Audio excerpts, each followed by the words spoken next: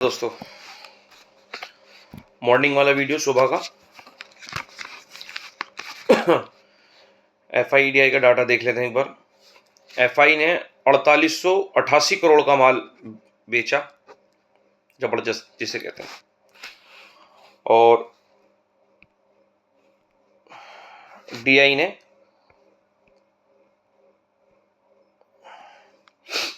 1786 करोड़ का माल खरीदा। मतलब FI की इतनी जबरदस्त सेलिंग देख के, जो पिछले करीब करीब 1.5 पौने 2 महीने से चल रही है, अब उसके सामने DI भी हथियार से डालते हुए दिखाई दे रहे हैं। मतलब क्या होता था, ये 5,000 करोड़ का माल बेचते थे तो वो करीब 6 पौने 6 करोड़ का माल खरीदते थे बाजार को संभालने के लिए, मगर अब एक नामांत्र सा बाइंग आई है, नामात्र सी 1786 करोड़ की। कोई नहीं, चलो। FI की कॉल में पोजीशन जो अब शेष बची है वो है 2,95,000। तो कल थी कॉल में पोजीशन 6,32,000, करीब 3.5 लाख 3.25 लाख के आसपास कॉल कल एग्जिट कर दी। हालांकि बाजार इतना खास ऊपर गया नहीं है, मगर अपनी कॉलों में से पोजीशन उन्होंने एग्जिट कर दी। कल कोई नई पोजीशन नहीं ली है। पुट भी जो है उन्होंने थोड़ी सी बेच दी है। अभी फिलहाल पुट बची हैं 7,31,000। कल नई कोई पोजीशन नहीं खरीदी। इंडेक्स ऑप्शन में कोई बाइंग नहीं आई, सब बेचा है। कॉलेज होती सब बेच दी। तो जो पुराना डाटा उनके पास में पोजीशन फंसी हुई है वो ही है बरकरार, मगर उसमें से पोजीशन पुट की हो गई है 7,31,000 और कॉल की हो गई है 2,95,000। T125 Israel sorry 2 point plus पे कल बंद हुआ है।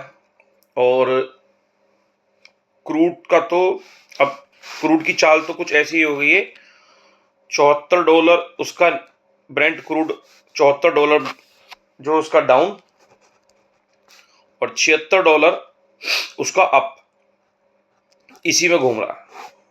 अभी फिलहाल 75.40 से 60 के आसपास है, 40.40 या 60 के आसपास है $75।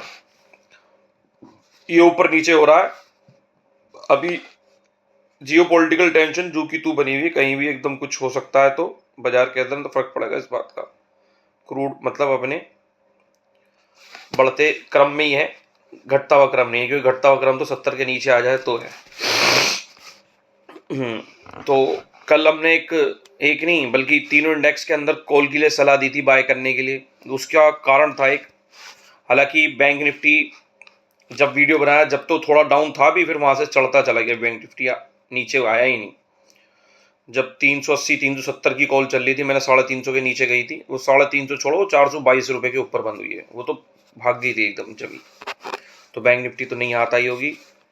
और फिन निफ्टी में भी डाउन साइड कोई मूवमेंट नहीं आया, बाद में वो भी अप पे ही बंद हुई, ठीक है। और निफ्टी 50 जो 120 के आसपास का था, मगर वो 132 रुपए पे मैंने उसके कुछ लॉट ले लिए हैं।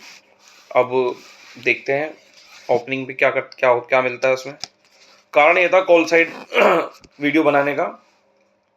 एक तो भाई हमारे यहाँ तो डे क्लोज हो गया था, मगर यूरोप में और US के अंदर तो ओपनिंग थी, शाम को होनी थी देर रात में। तो एक तो बैंक ऑफ इंग्लैंड के रेट कट होने थे, एक हांगकांग में रेट कट होने थे जो कि सुबह हो चुके हैं।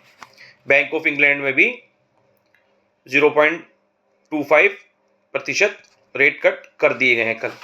एक US के अंदर फेड की मीटिंग थी, उसमें रेट कट होने थे, उसमें भी 0.25% रेट कट हो गए हैं कल। एक डोनाल्ड ट्रंप का आना, फेड की मीटिंग, उसका आउटकम, रेट कट होने थे। बैंक ऑफ इंग्लैंड का रेट कट होना था, हांगकांग का रेट कट होना था। तो इसलिए मैंने कॉल साइड आपको कह दिया था कि भाई देखो बैंकिंग सेक्टर में तो देखो फर्क पड़ना ही पड़ना है, जबरदस्त मूवमेंट मिल सकती है ओपनिंग पे। तो जैसे इनकी कॉल में पोजीशन एफआई की 2,95,000 है, अब पुट में 7,31,000 है, तो मुझे ऐसा लग रहा है हल्का फुल्का गैप अप खुल सकता है। जो हमने कॉल कैरी कर रखी है अब उसमें हमें कुछ जरूर देखने को मिलेगा। बिल्कुल मिनिमम रेट पे ले गए थे हम, बिल्कुल डाउन से डाउन, इसका यही लो है निफ्टी 50 का 24,300 की कॉल का। 20-25 पॉइंट हमें इसमें मिल जाएंगे ओपनिंग पे जो भी मिलेगा ना, 15-20 पॉइंट जो भी मिलेगा मैं तो उसको ले लूंगा और फिर आराम से शांति से बैठूंगा। पुट के लिए थोड़ा देखूंगा कि मुझे पुट मिल जाए। गैप अप ओपनिंग हो सकती है। अभी फिलहाल गिफ्ट निफ्टी 16 रुपए से लेके 16 पॉइंट से लेके 25-30 पॉइंट के बीच में घूम रहा है, और अभी 9:15 तक देखो, 9 बजे तक देखो कहाँ तक पहुंचता है। थोड़ा बहुत अच्छा खासा गैप अप हो जाए तो बहुत अच्छी बात है, मगर गैप अप होने के पूरे पूरे चांस है, मगर बाजार वहां सस्टेन नहीं कर पाएगा,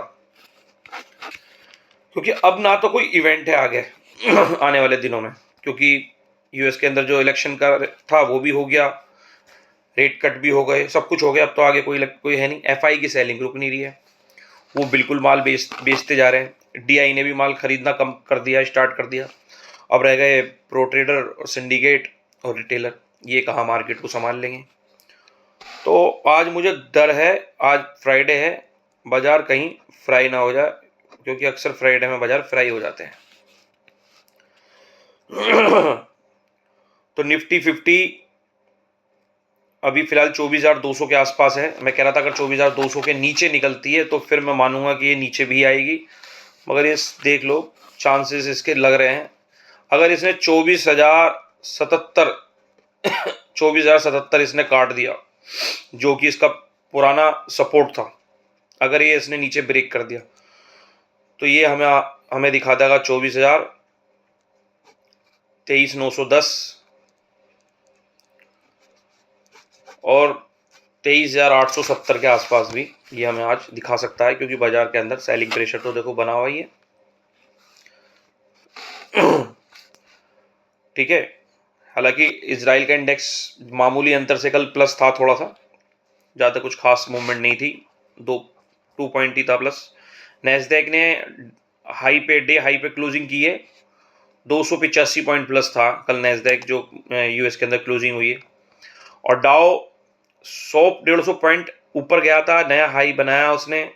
अभी तो 1500 पॉइंट प्लस था ही कुछ दिन पहले, अभी नया हाई बनाया, 100-150 पॉइंट ऊपर गया था, फिर वो मामूली अंतर से डाउ फ्लैट बंद हुआ है, -0.65 के आसपास माइनस में फ्लैट है, मतलब फ्लैट ही बंद हुआ है।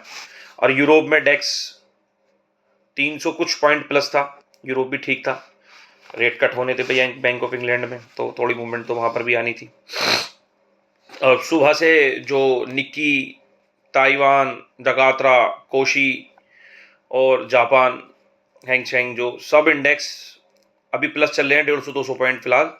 मतलब अभी एशिया में भी कोई ऐसी दिक्कत वाली बात नहीं है। तो हमारा बाजार जो है, जब कहीं ऐसे कुछ अफरा तफरी नहीं मच रही, तो हमारा बाजार गैप अप ओपनिंग करेगा, और वहाँ सस्टेन करता है नहीं करता देखते हैं। सस्टेन मुझे लगता नहीं कि वो करेगा, क्योंकि कॉल में से तो जो पुरानी पोजीशन है वो सब निकल गई हैं। थोड़ी बहुत जो कॉल है वो गैप अप ओपनिंग पे चटक जाएंगी इनकी। अब इन पे के पास में पुट रह गई। अगर नई कोई पोजीशन खरीदते हैं तो बाजार के अंदर मूवमेंट आएगी। अगर इन्होंने नई कोई पोजीशन नहीं खरीदी तो एक बाजार में झटका जरूर मारेंगे डाउन साइड। फिर हो सकता है कॉल अगर लेनी हो इंडेक्स के ऑप्शन के अंदर, तो अगर ले तो वो बाजार के अंदर इशारा मिल ही जाएगा कि सपोर्ट पे से बाजार एकदम घूम जाएगा। फिलहाल तो वैसे डाउन साइड लग रहा है। आप बाजार की ओपनिंग पे ही एक छोटा सा रिस्क ले सकते हैं पुट साइड में, ठीक है ना। तो बाजार के अंदर अब आगे ना तो कोई इवेंट है, ना कोई ऐसी न्यूज़ है जिसके ऊपर बाजार रिएक्ट करते हुए नजर आएंगे। एफआई की सेलिंग रुक नहीं रही है, डीआईज भी ज़्यादा माल नहीं खरीद रहे हैं, तो बाजार के अंदर अभी फिलहाल सेलिंग प्रेशर तो बना हुआ ही है। तो जो हम पोजीशन लेकर गए हैं कॉल में, वो हम ओपनिंग पे ही उसको ख़त्म कर देंगे, और थोड़ा देखते हैं कि अगर पुट साइड कुछ फ्रेश एंट्री बनती है तो पुट में देखते हैं, बैंक निफ्टी में भी और निफ्टी 50 में भी, ठीक है। अगर मार्केट चलते हुए अगर मुझे कुछ समझ में आता है तो मैं आपके सामने एक पुट के लिए कुछ ट्रेड लाने की कोशिश करूंगा, पुट में या कॉल में। अभी फ़िलहाल तो मेरा व्यू नेगेटिव ही है, बाज़ार के अंदर मुझे थोड़ा-सा डाउन नज़र आ रहा है। आज वैसे ही फ्राइडे है तो बाज़ार फ्राई हो जाता है अक्सर वैसे खैर, मगर जब कोई ऐसा इवेंट ही नहीं है, कोई पोजीशन ही नहीं है, बाज़ार फ्राइडे के अंदर 2 ही काम होते हैं, या तो बाज़ार ऊपर चढ़कर बंद होता है या फिर फ्राई हो जाता है ना? मगर एक बार को डाउन ज़रूर आता है। अब खुल रहे हैं, डाउन ज़रूर आएँगे, तो आप एक प्रॉफ़िट उसमें ले सकते हैं। फिर उसके बाद देखते हैं बाज़ार के अंदर क्या करना ठीक रहेगा। अगर बाज़ार ने 24,077 का लेवल काट दिया नीचे की तरफ, तो ये मानूँगा मैं 23,900 भी ये आज ही दिखा देगा। 24,077 का लेवल इनने एकदम से अगर काट दिया, तो मैं मानूँगा 23,900 का भी लेवल आ जाएगा, क्योंकि मैं आपसे पहले ही कह के चल रहा था अगर 24,200 के नीचे आता है, तो फिर ये नीचे चला जाएगा। तो आप वीडियो देखिए, अपने हिसाब से आप ट्रेड बना सकते हैं। किसी सेबी रजिस्टर्ड एडवाइज़र से आप सलाह लेके बाद बाज़ार में काम करें, क्योंकि बाज़ार बड़ा जोखिम भरा है। कभी-कभी हमें प्रॉफ़िट के साथ-साथ लॉस भी बुक करना पड़ जाता है। और मेरे किसी भी लेवल से आपका कोई प्रॉफ़िट या लॉस होता है, उसकी ज़िम्मेदारी मेरी या मेरी चैनल की नहीं होगी। आप अपने दिमाग का इस्तेमाल करके बिल्कुल स्वतंत्र होकर ट्रेड लीजिए, क्या करना है क्या नहीं। बाज़ार में आपको पता है, बाज़ार में अभी थोड़ी-सी स्थिति अच्छी नहीं है, डाटा भी ठीक नहीं है। क्या तो एफआई की सेलिंग रुके और बाइंग आए, लगातार 3 दिन कम से कम बाइंग चाहिए इनकी, जब मानेंगे कि हाँ अब कुछ बाज़ार के अंदर। अब जो Q2 के रिजल्ट कुछ कंपनियों के बचे हैं, किसके रिजल्ट भी ऐसे खास नहीं आ रहे कि जो कुछ रिजल्ट के अंदर दम हो। कुछ खास रिजल्ट नहीं है बाज़ार के अंदर, तो आप बस देखिए और सोच समझ के ट्रेड लीजिए।